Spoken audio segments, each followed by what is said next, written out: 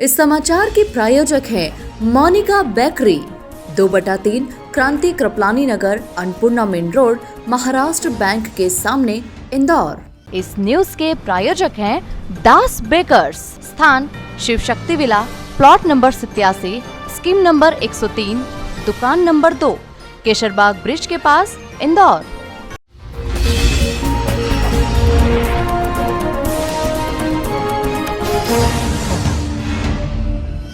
मध्य प्रदेश सरकार की नवीन शराब नीति के खिलाफ चलाई जा रही जन जागृति मुहिम चुनाव आचार संहिता लगते ही खत्म कर दी गई।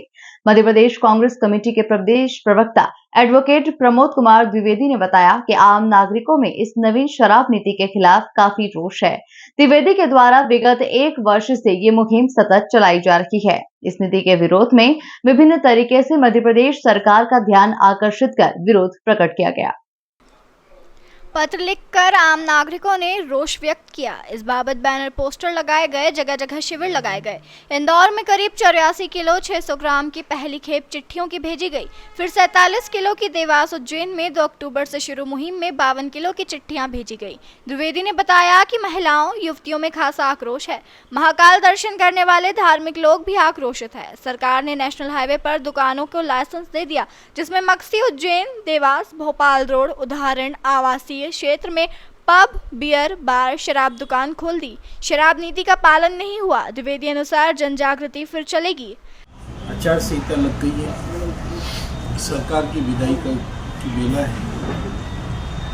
विगत 1 साल से अधिक समय तक हमने सरकार की नई शराब नीति के खिलाफ लगातार जन जागृति विभिन्न राजनीतिक दलों को लगाया, साथ में लिया। कई राजनीतिक दलों के नेताओं ने अपील की। पहली कड़ी में 84 किलो 500 ग्राम की चिट्ठियाँ इंदौर कमिश्नर को हम देने आए थे, नहीं ली गई। मुख्यमंत्री निवास भेजी गई, बंडल वापस आया, 3 बंडल लिए गए, फिर डाक से भेजे। फिर दूसरी चरण में हमने 47 किलो चिट्ठियाँ भेजी थी। पश्चात ये था कि इंदौर के आसपास के शहरों में, देवास और उज्जैन, रथ यात्रा के माध्यम से मुहिम चलाना थी। स्वास्थ्यगत कारणों से मैं वो मुहिम नहीं चला पाया, लेकिन प्रशासनिक अधिकारियों ने भी अनुमति दी। कुछ घटनाएं कारित की जा सकती थी, ये आशंका और कुशंकाएं भी मन में थी।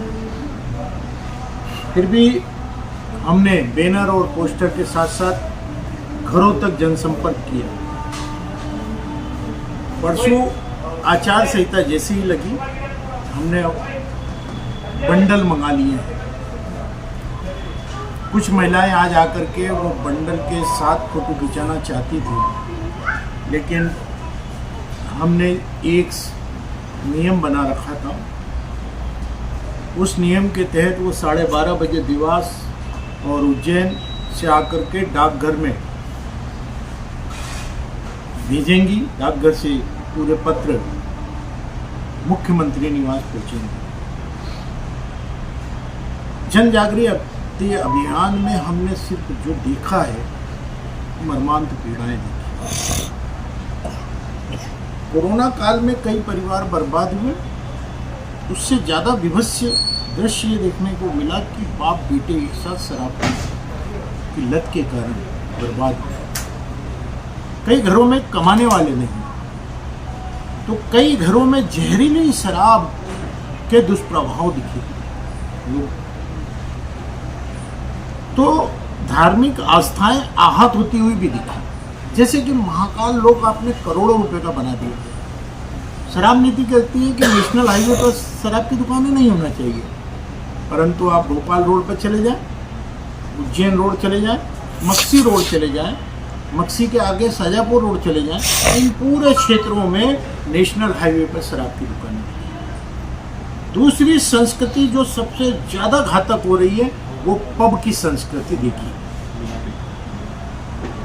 नई लड़कियां जो हॉस्टल में हैं, उनमें से कतिपय लड़कियां लड़कों के साथ पब में जा रही हैं, नशा कर रही हैं और घटनाएं कुछ न तो कारित कर दी।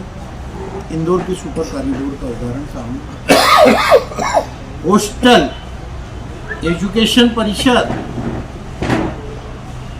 जो धर्मशालाएं, पिकनिक स्पॉट, और सबसे अहम है एजुकेशन का जो कैंपस है उसमें आसानी से शराब मिलती है। कहां से आ रही शराब नीति? अब सरकार की नैतिक जिम्मेदारी हो जाना चाहिए। हमने अपने कर्तव्य का पालन किया है। जब नई सरकार आएगी तो ये नहीं कि ये मुहिम खत्म हो जाएगी, हम इसे एक जन जागृति बना करके संवाद, परिसंवाद, डिबेट, नाटक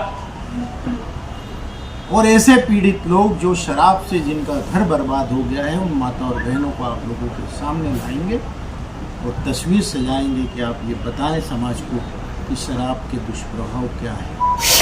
सरकार शराब से राजस्व प्राप्त करे, लेकिन आने वाली नस्ल खराब ना हो, ये भी देखिए। आवासीय परिक्षेत्र में शराब की दुकानों को अनुमति न दे, हरसिद्धि मंदिर जैसे पवित्र मंदिरों के आसपास शराब की दुकानों को अनुमति न दे, महाकाल को सुरक्षित रखे, बड़े गणपति क्षेत्र को सुरक्षित रखे, अन्नपूर्णा क्षेत्र को सुरक्षित रखे। सबसे बड़ी बात यह कि अगर 50% नागरिकों ने हस्ताक्षर कर दिए तो वहाँ शराब की दुकान नहीं खुलना चाहिए। पहले ये नियम था कि नाके के पास शराब की दुकानें खुलती थी, आज भी आपको आवश्यकता है, भले कोई सी सरकार आए।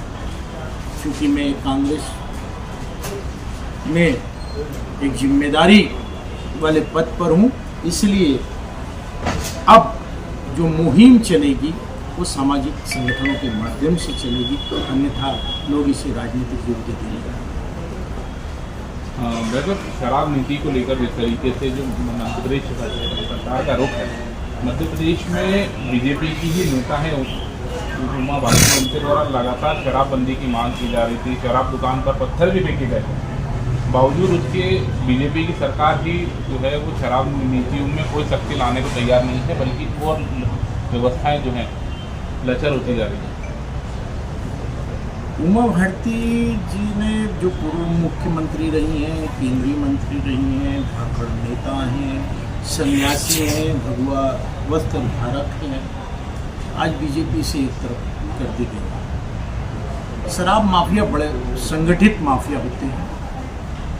एन केन प्रकारेण आपकी मुहिम को बाधित करने के प्रयास कर सकते थे, मेरी मुहिम को भी करने के प्रयास हुए, लेकिन मैंने जो पूरा मुहिम चलाई महिलाओं और बेटियों के माध्यम से चलाई है और मैंने